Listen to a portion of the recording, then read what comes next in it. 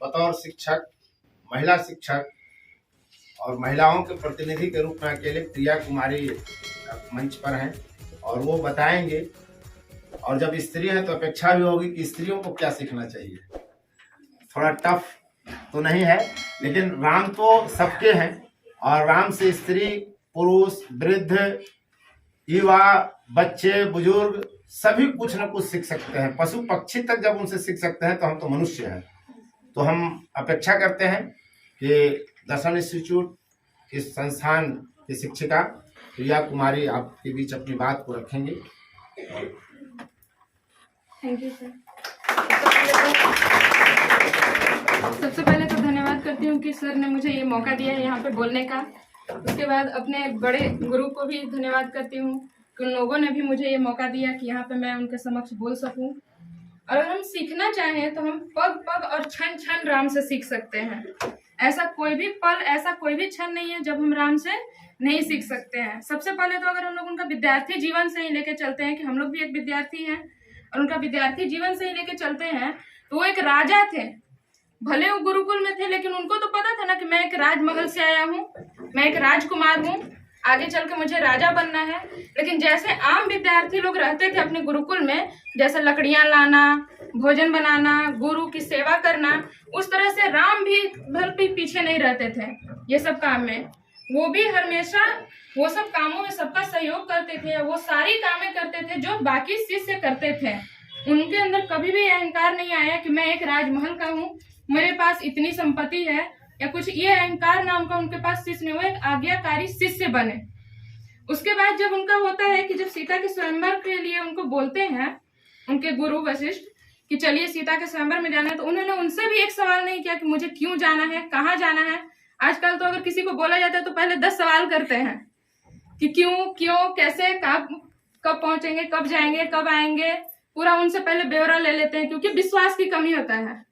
लेकिन वहां पे उन्होंने अपना विश्वास दिखाया और उनसे अपने गुरु से एक शब्द भी नहीं पूछा कि मुझे क्यों जाना है और क्यों, कैसे आना है। वो गए वहां पे उन्होंने शिव धनुष उठा भी लिया, लेकिन और स्वयंवर को जीत भी लिया। तब उन्होंने अपना एक आज्ञाकारी पुत्र का रोल निभाया कि उन्होंने दिखाया कि जैसे जीत लिए स्वयंवर जीत लिए थे तो स्वाभाविक था कि उनका विवाह होना था। लेकिन फिर भी वो बोलते हैं कि नहीं, मैं ये विवाह तभी करूंगा जब मेरे पिताजी इसकी आज्ञा देंगे। और जब पिता की उनकी आज्ञा आती है, जब उनके परिवार आते हैं, उनके पिता वहां पे आते हैं, तब जाके वो विवाह करते हैं। अब आगे चलते हैं तो हम लोग देखते हैं कि और बाकी सारा चीज तो सर लोग आप लोग को बता ही दिए हैं कि क्या है, कैसे है। अब अगर खोलना चाहे, पढ़ना चाहे तो बहुत कुछ पढ़ सकते हैं, लेकिन मेन पॉइंट जो उनसे हम लोग फिलहाल में भी सीख सकते हैं, अगर सीख लेंगे तो हमारा जीवन जो इतना संघर्षपूर्ण रहता है, वो अगर हम राम जी से प्रेरणा ले लें तो हम लोग बहुत कुछ सीख सकते हैं। हमारे जीवन की कठिनाइयां दूर हो सकती है कि कैसे हमें कठिन परिस्थितियों को भी एक अवसर में बदल देना है। जब वो सब कुछ जीत के आ गए थे तो उन्होंने ये नहीं था कि मुझे कैकेयी माँ ने वनवास दिया तो मैं इनसे बात नहीं करूंगा या उनके पास नहीं जाऊंगा। उनके अंदर अहंकार नाम का कोई चीज नहीं था। वो उनके पास भी गए और उनको प्रणाम किया और कहा कि धन्यवाद माता, आपने मुझे ये अवसर दिया। अगर मैं यहाँ पे रहता तो मैं सिर्फ एक राजा राम कहलाता, लेकिन आज सभी लोग मुझे एक भगवान के रूप में, एक आदर्श के रूप में देख रहे हैं। अगर वो नहीं वनवास पे जाते तो क्या वो रावण को मार पाते? क्या अपने अंदर की वो जितनी भी शक्तियां थी, जितने भी उनको उदारता था, वो आप दिखा पाते? नहीं दिखा पाते। वो अपने, इसका मतलब है कि वो अपने टोटल जितना भी था जीवन का, वो एक अवसर को लेकर के चले। अपने संघर्षपूर्ण जीवन को भी एक अवसर बना दिया कि नहीं, मुझे अवसर। इसी तरह से हमारे जीवन में भी कठिनाइयां आती हैं तो हमें उस जीवन को क्या करना है, एक अवसर के रूप में देना है। ये नहीं कि अब हमको टेंशन हो गया, अब हम ये चीज आगे नहीं कर पाए, आज किसी चीज का रिजल्ट नहीं आया, कुछ नहीं आया तो हम नहीं आगे नहीं पढ़ेंगे, मेरा तो पूरा बर्बाद हो गया। नहीं, आप उसको अवसर बनाइए। क्या पता इससे आगे और बड़ा लिखा हो मेरे जीवन में, कुछ अच्छा लिखा हो मेरे जीवन में, हमको और अभी मेहनत करेंगे तो जो हम पाना चाहते थे उससे भी बेहतर पा सकते हैं। इसलिए अपने जीवन से कभी भी हमें हताश नहीं होना चाहिए। हमें राम से हर एक चीज सीखना चाहिए। उनका बोली, उनका भाषा, उनका सबसे पहले तो वो हर एक परिस्थिति में अपना जो उनका रहता था सहज स्वभाव, उनका सहज स्वभाव था कि वो कभी भी ये अपने चेहरे पे सिकन तक आने नहीं देते थे कि उनके अंदर क्या है।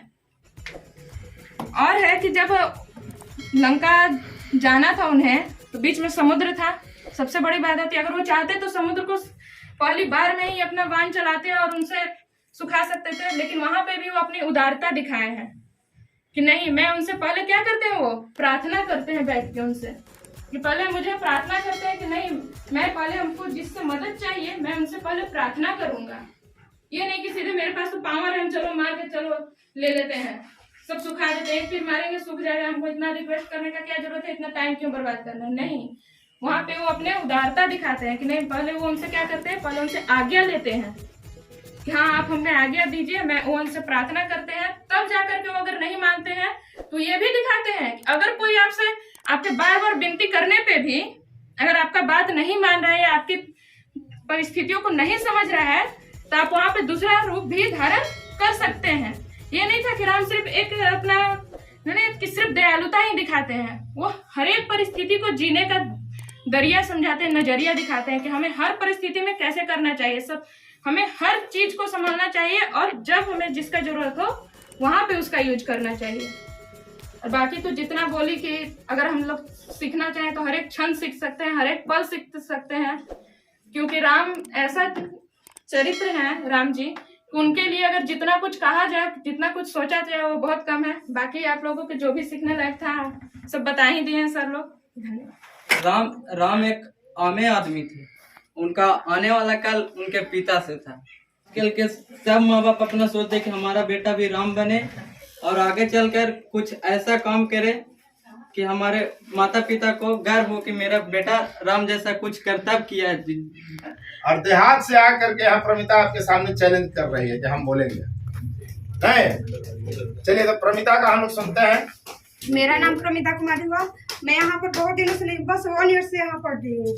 ज्यादा नहीं, पहले मैं GST कंप्लीट की, इसके बाद KIT कंप्लीट कर रही हूँ। मैं राम के बारे में कुछ ज्यादा तो नहीं बोलूंगी, बस थोड़ा ही बोलूंगी। राम मंदिर के लिए बहुत सारा झगड़ा हुआ, बहुत सारा राम मंदिर के लिए बहुत सारे खिलाफ भी हुए, लेकिन राम मंदिर का ही जीत हुआ और राम मंदिर बन चुका है और 22 तारीख का उद्घाटन भी है। इसके लिए जो जाना चाहते हैं वो जा भी सकते हैं। राम जी ने वन में भी गए थे और सीता भी गए थे, और भाई उसके उनके लक्ष्मण भी गए थे, साथ में गए थे दोनों। और वन से फिर लौटे भी तो उनके भाई जो सजाया गया था, एक बूढ़ी माता थी, वो बैग जो अपनी जूठी बैग को रख देती थी और जो मीठा होता था वही बैग को रखती थी, सिर्फ उससे ज्यादा में खट्टे बैग को बिक देती थी और जो मीठा होता था अपने पास ही रखती थी, एक थाल में सजा कर रखती थी। राम ने लक्ष्मण ने उनको जब खाने की कोशिश की है तो लक्ष्मण बोले कि ये जूठा पैर क्यों खा रहे हो, तो राम ने उनके बात को ध्यान नहीं देकर और हमने अपना बैर उठाया और खा लिया। बस इतने ही बोलकर अपने बारे को बयान करते हैं। 4th व्यूज, चौथा विचार, बाकी